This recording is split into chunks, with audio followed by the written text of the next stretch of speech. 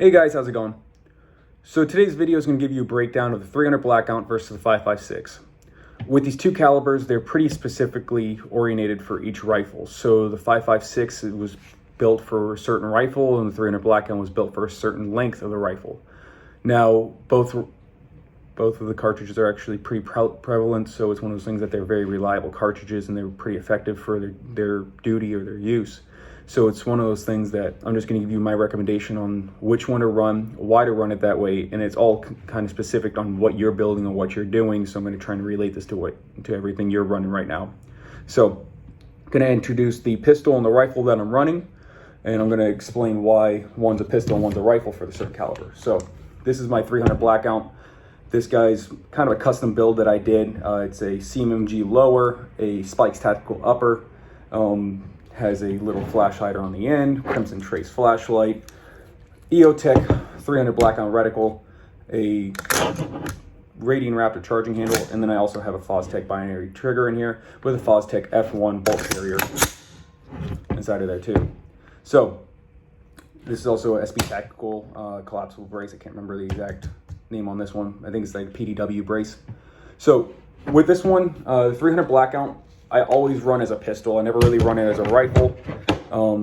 Certain reasons behind that. This is going to be the 5.56 .223 caliber rifle that we're running as the SIG MCX Virtus. This guy's running the MRO on top, DD grip, and then it's also running the Odin Olight with some Magpul lights, Geisley trigger, Geisley charging handle. Pretty simple. One of my go-to kind of more of a patrol rifle setup. So it's one of my favorite rifles to kind of just to definitely have on me. Now, the 300 Blackout, it serves a purpose. 300 Blackout was actually created to have a shorter burn time than 5.56. So the 5.56 caliber, which is going to be this guy right here. You can see that. And the 300 Blackout. As you can see, they actually look very similar. You can put the 300 Blackout into a 5.56 and completely blow up your rifle if you want, because it's pretty much just a .223 caliber casing, bottlenecked, and then cut for a 30 caliber cartridge. So the reason I say either get one or the other, I'm kind of always scared when I'm loading my magazines. I always run the green tip ammo just to make sure. But when I have so many 300 Blackout mags and I have 300 Blackout kind of just scattered throughout my gun safe, it's one of those things that I'm always worried I'm going to grab this guy and pop it into my 5.56 and blow up my whole gun, which would cost me about $800 to replace my barrel, so it's not fun. But these cartridges were actually created for a specific reason. When the 5.56 was created, it was created to really run out of more of an M16 or something of that variant, which was at the time was an 18-inch barrel, which was the perfect burn length, so you were getting better velocity and better ballistics out of the cartridge. Then as our military kind of modernized and went down, they went to the M4, which was 16-inch barrel, and then they went into certain variants of more of like SBR, short-barreled rifles, which were going into 10.5-inch barrels, and then running them suppressed, which were, wasn't giving the best ballistics you could possibly get out of the 5.56 cartridge. Now, this did happen over about 40 years. So from Vietnam all the way up until the modern day military, we were running the 5.56, and it just was starting to kind of dwindle in the ballistics as they were trying to get shorter barrels, and the velocity of the bullet was going down, and that way the effective range was going down. So you were looking at more of a 300-yard engagement range of the 5.56 versus the prior 308 battle rifle that we were running to Vietnam, which was going to be the M14 at the time. So that's an old history right there. Modern barrels of the actual rifle itself. So people, more and more people are trying to do more pistol builds, short barrel rifles, just because, and if you want to do home defense, it's only practical to get a smaller setup because you're going to be doing more room clearing. You're going to be more of kind of like, protecting your home. It's easier to maneuver a smaller rifle throughout your house than it is going to be a larger rifle. Common sense. It's heavier for a larger rifle. It's lighter for a smaller rifle. These are more bulky. These are more slimline. It's one of those things like, when you go smaller, it's easier to maintain the rifle throughout the entire house. So the 300 Blackout pretty much what they did is they took a 223, they bottlenecked it, put a 30 caliber bullet on there, and they ended up coming out with this guy right here, which this has a lot of benefits. The 300 Blackout burns a lot faster.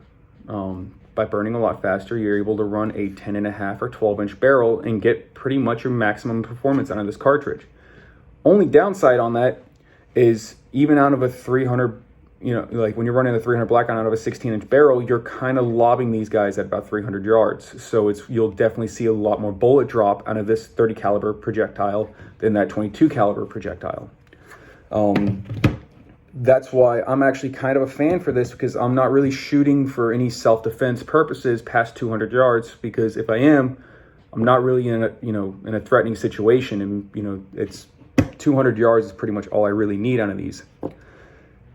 Now, the pistol builds, I'm a really big fan of for 300 Blackout. 300 Blackout does not have more recoil out of than a 223. The AR-15 does have a buffer system, so you don't really get much felt recoil.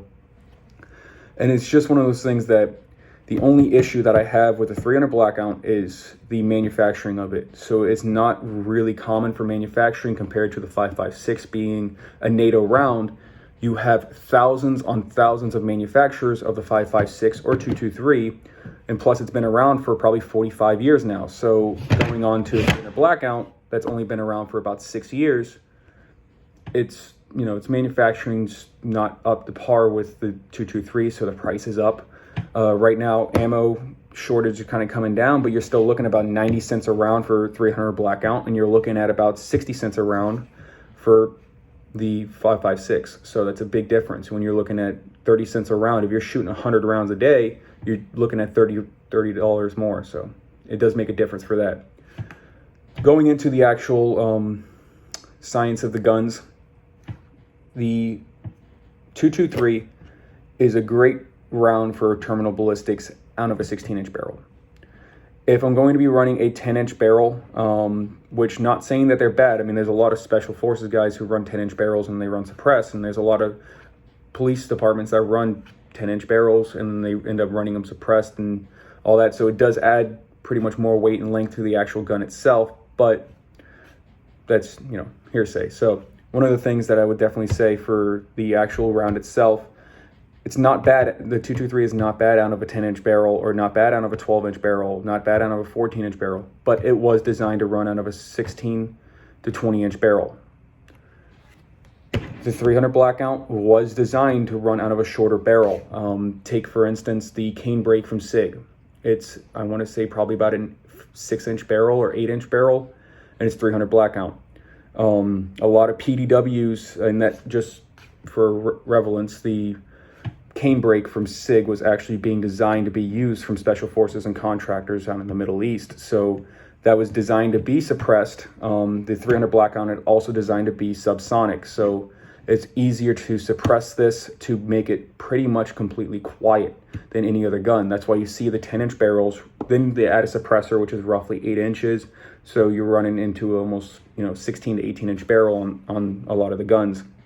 So I like 300 Blackouts. I'm a giant fan of them.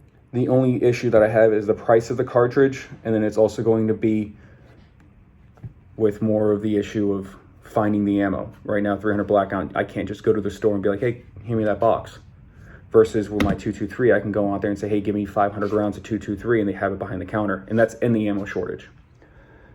The other issue that I have with the 223, though, is the terminal ballistics out of a smaller barrel.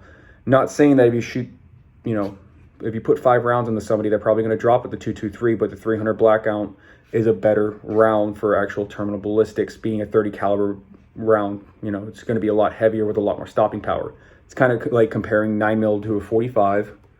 In the aspect of the 45 is a larger round that's traveling a little bit slower, hence the subsonic round being able to be suppressed.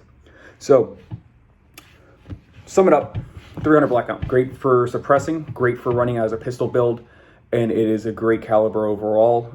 I recommend them definitely as in, AR platforms. You just run it as a pistol and you can, configure it for that. It's pretty much has very similar ballistics to that of like a 7.62 by 39 AK round. And it's just sooner or later, it will be more prevalent as they're definitely moving away from the 223 round. The military is actually adopting a new round right now. So the 223 is not going to probably end up being the NATO spec round for a long time. So going on to the 223, great round also, very reliable. It's been in the military for about 45 years. So it's been a really good round overall to run. The only question on it is what barrel length are you running? If you're going to run a 10-inch barrel, run 300 blackout. Spend a little bit more on the ammo unless you want just a target practice toy, then get 223. But if you want something for self-defense, get 300 blackout out of a smaller barrel. Then you can suppress it. Then you can actually, have a really good gun and, fun gun overall that you're not going to kill your ears when you're shooting too. So get some suppressors. If you're going to run a rifle length, might as well just go 223. I mean, it's one of those things like, you're just going to be saving money on the ammo at that point. Is it, a 22 caliber versus a 30 cal? Yes, but it's going to be a little bit more fun to save money on ammo, and it's going to be a little more effective at range. So if you're running a rifle, you're running a rifle for the range of the rifle, pretty much. If you're running a pistol, you're probably running that for being more compact. So get something that's going to be better ballistics out of a compact package, or get something that's better ballistics out of a rifle length. 223 rifle length, 300 blackout, pistol length. So pistol length, anything below 16 inches, I would go 300 blackout. Anything above 16 inches or above, go with a 223 or 5.56 caliber. It's just going to be more reliable. Anything above, 16 inches or 18 inches, I would probably go with a 308 at that point. Go with an actual full power rifle cartridge, kind of something similar to this guy right here, my Scar 70. This is an actual full-length powered cartridge, rifle-powered cartridge. Shoots a 308. This guy can actually take down most of the big game in, North America. So living in Florida, I have boars, bears, and deer. So that's pretty much it. And then gators and crocodiles. So it's one of those things that this is probably one of the better rifles if you're going to end up going with a rifle cartridge. The only thing is a little pricey. So we'll get into this guy a little bit later. So getting back to it. 16-inch barrel, 223. Below 16-inch, 300 blackout. Easiest way to sum it up. You guys have any questions, comment and like down below. Feel free to ask me anything. I'm also on Facebook. You can ask questions there. And you guys have a great day. God bless.